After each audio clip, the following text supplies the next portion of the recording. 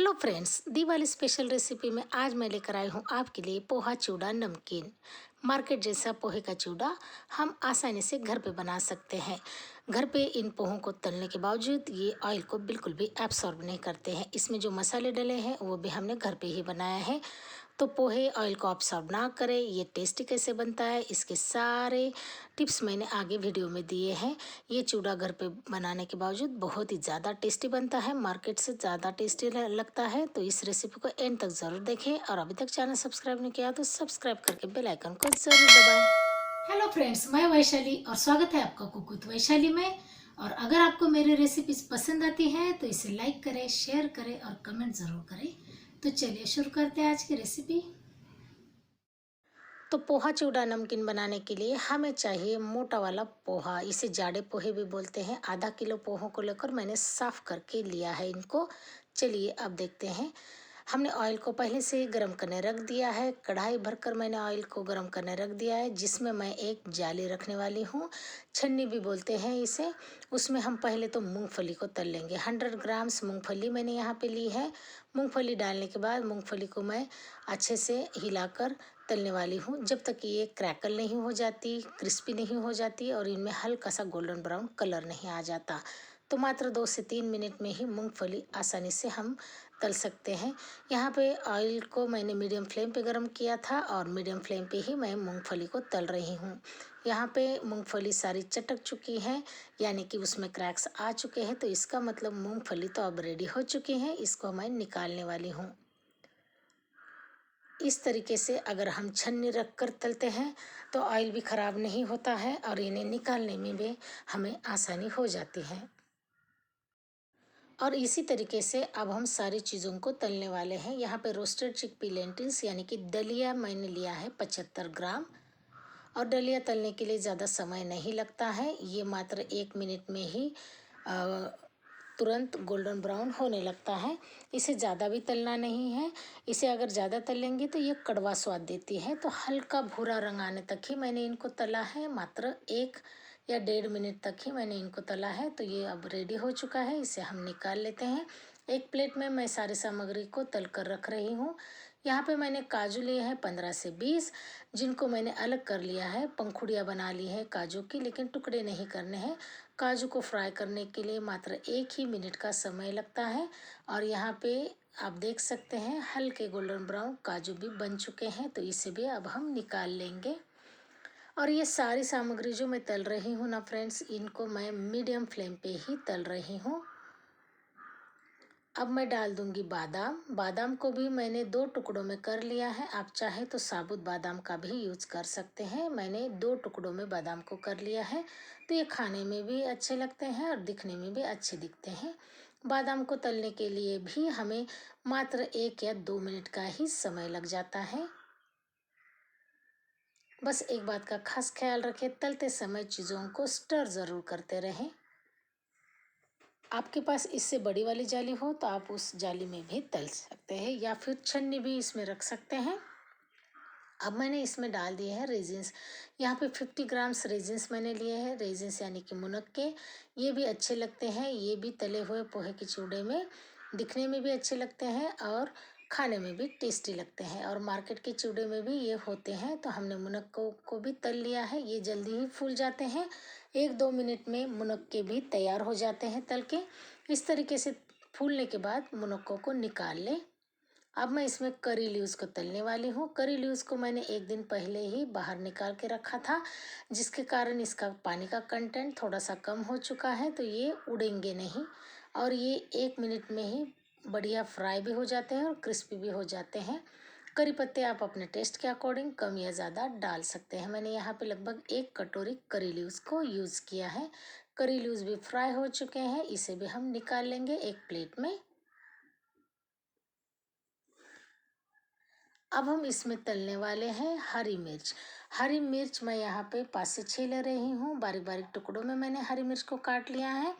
हो सके तो हरी मिर्च चूड़ा बनाने से 1 या 2 दिन पहले इसी तरीके से काट कर बाहर रख दे या फिर धूप में सुखा ले, तो इसे तलने में आसानी हो जाती है। मैंने एक दिन पहले निकाल कर रखा था। तो मुझे इसे तलने में 1-2 मिनट का समय ज़रूर लगने वाला है। हरी मिर्चों को क्रिस्पी होने तक तलना बहुत ज़्यादा ज़रूरी है। अगर ये थोड़ी-सी भी गीली हो जाती है तो चूड़ा हमारा नरम हो जाएगा। तो हरी मिर्च भी यहाँ पे तल कर रेडी हो चुकी है। अब हम इसमें तलने वाले हैं गार्लिक। एक बड़ा सा बल्ब गार्लिक का मैंने क्रश करके लिया है। यहाँ पे गार्लिक का टेस्ट चूड़े में बहुत ही अच्छा आता है, इसलिए गार्लिक को बिल्कुल भी स्किप नहीं करना चाहिए। ये बहुत ही टेस्टी लगता है चूड़े के साथ। लेकिन गार्लिक को दरदरा पीसे और गार्लिक को अच्छी तरीके से फ्राई करें। इस तरीके से फ्राई करें जिस तरीके से मैं यहाँ पे दिखा रही हूँ। हल्का गोल्डन ब्राउन कलर आने तक गार्लिक को फ्राई करना चाहिए, तभी ये टेस्टी भी लगेगा और हमारा चूड़ा भी खराब नहीं होगा। अब गार्लिक रेडी हो चुका है तो इसे भी मैं निकाल कर प्लेट में रख दूंगी। अब हम इसमें पोहों को तलने वाले हैं, तो मैं थोड़े से पोहे पहले डाल कर देखती हूँ। यहाँ पे मैंने गैस की फ्लेम को हाई कर लिया है। पोहे हाई फ्लेम पे तलेंगे तो ये बहुत ही जल्दी फूल जाते हैं, वरना पोहे एब्सॉर्ब कर सकते हैं ऑयल को। तो हाई फ्लेम पे मैं पोहों को तल रही हूँ और चम्मच से हिलाना भी ज़रूरी है ताकि ऊपर के पोहे भी आसानी से तले जा सके। एक बैच तो पोहों की तलकर रेडी हो चुकी है। मैं एक बैच को और दिखा देती हूँ आपको। और आप यहाँ पे देख रहे होंगे कि वो ऑयल बिल्कुल ख़राब नहीं होता है, ये फैलते नहीं ऑयल में, इसीलिए निकालने में भी हमें दिक्कत नहीं होती है। तो इस तरीके से छन्नी में तले ताकि आपका भी काम आसान हो जाए। यहाँ पे दूसरी बैच को भी मैंने तल कर निकाल लिया है और इसी तरीके से मैं सारे पोहों को अब तलने वाली हूँ। तो लीजिए हमारी लास्ट बैच चल रही है। यहाँ पे मैंने सारे पोहे डाल दिए हैं और आपने खुद देखा होगा कि पोहे फटाफट फ्राई हो जाते हैं, बहुत ही जल्दी ये फूल जाते हैं और ऑयल को बिल्कुल एब्सॉर्ब नहीं करते हैं। तो यहाँ पे हमने सारे पोहों को तल लिया है। तो इस तरीके से अगर तलेंगे तो आसान हो जाता है हमारा काम और ऑयल भी बिल्कुल ख़राब नहीं होता है। अब पोहे तो रेडी हो चुके हैं, इसमें हम लास्ट जो इंग्रेडिएंट तलने वाले हैं वो भी मैं आपको दिखा देती हूँ। यहाँ पे मैं डाल रही हूँ तिल, 2 टेबलस्पून मैं तिल डाल रही हूँ। तिल बहुत ही अच्छे लगते हैं इस चिवड़े में और तिल को तलने के लिए मात्र 1 मिनट का समय काफ़ी हो जाता है। ऑयल में डालते ही तिल चटकने लगते हैं, तो मैंने यहाँ पे गैस को बंद कर लिया है। हमारी सारी चीज़ें तलकर रेडी हो चुकी हैं। अब हम क्या करेंगे, मसाला बनाएंगे। इस मिक्सी के जार में मैंने अभी अभी चीनी पीसी है चिवड़े के ऊपर डालने के लिए। अब उसी मिक्सी के जार में मैं पीसने वाली हूँ कोरिएंडर सीड्स। 1.5 चम्मच कोरिएंडर सीड्स ले रही हूँ और 1 चम्मच फेनल सीड्स, यानी कि जो होती है सौंफ खाने वाली, उसको मैंने लिया है। अब मैंने डाल दिया अमचूर पाउडर 1 चम्मच और टेस्ट के लिए नमक यहाँ पे 1.5 चम्मच डाला है। अब मैं डाल रही हूँ रेड चिली पाउडर 1.5 चम्मच। रेड चिली पाउडर आप अपने टेस्ट के अकॉर्डिंग डाल सकते हैं। अब मैं डाल रही हूँ टर्मरिक पाउडर 1 चम्मच। अब सारी सामग्री को मैं फाइन पाउडर बनने तक पीस लूँगी। आप यहाँ पे देख सकते हैं फाइन पाउडर बनकर रेडी हो चुका है और मसाले का कलर भी बहुत ही बढ़िया बन चुका है। तो पहले हम पोहे के ऊपर ये मसाला थोड़ा सा छिड़कने वाले हैं। आप पोहे भी देख सकते हैं कितने बढ़िया फूल चुके हैं। हल्के हल्के हाथों से मैं ज़रा इनको मिक्स कर लूँगी, क्योंकि तिल हमने सबसे लास्ट में डाले हैं तो तिल को भी मिक्स करना ज़रूरी होता है। अब मैंने पोहे को फैला भी लिया है तो उसके ऊपर हम छिड़क देंगे ये मसाला जो अभी अभी हमने घर पे बनाया है। मसाला छिड़कने के बाद हम हल्के हाथों से इनको पहले मिक्स कर लेंगे, क्योंकि पोहे के ऊपर मैं आधा मसाला डालने वाली हूँ, आधा मसाला मैं तली हुई चीज़ें मिक्स करने के बाद डालने वाली हूँ, ताकि हर पोहे के ऊपर ये मसाले का टेस्ट आ जाए और कलर भी आ जाए। अब मैं डाल दूंगी तली हुई सारी चीज़ें। यहाँ पे आप देख सकते हैं प्लेट में मैंने सारी चीज़ें निकाल कर रखी थी तल के, तो उन चीज़ों को अब हम इसमें मिक्स कर लेंगे। इस मसाले को जो अभी अभी हमने डाला है उस मसाले को तल कर डालने की बिल्कुल ज़रूरत नहीं होती। उसमें जो हमने कोरिएंडर सीड्स और फेनल सीड्स डाली है उसको तलने के बाद उसका टेस्ट कम हो जाता है, इसीलिए सारी चीज़ें कच्ची ही डालें, तल के डालने की बिल्कुल भी ज़रूरत नहीं पड़ती है। अब बचा हुआ मैंने मसाला सारी चीज़ों के ऊपर डाल दिया है। अब मैं सभी को मिक्स कर लूँगी इस तरीके से रबर के स्पैचुला के साथ, क्योंकि हल्के हाथों से मिक्स करना बहुत ज़्यादा ज़रूरी होता है, वरना पोहे टूटने लगेंगे। तो पोहे टूटे नहीं, इसीलिए मैं सिलिकॉन स्पैचुला से इसको मिक्स कर रही हूँ। आप चाहें तो एक डिब्बे में ये सारी चीज़ें मिक्स करके उसके ऊपर मसाला छिड़क के डिब्बे को बस हिलाते जाए तो सारा मसाला आसानी से कोट हो जाता है। अब मसाला तो हमने कोट कर लिया है इस चिवड़े में। तो अब हम इसमें डाल देंगे शुगर पाउडर। शुगर पाउडर यहाँ पे मैं 4 टीस्पून यूज़ कर रही हूँ, लेकिन पहले मैं 3 टीस्पून ही डालूंगी।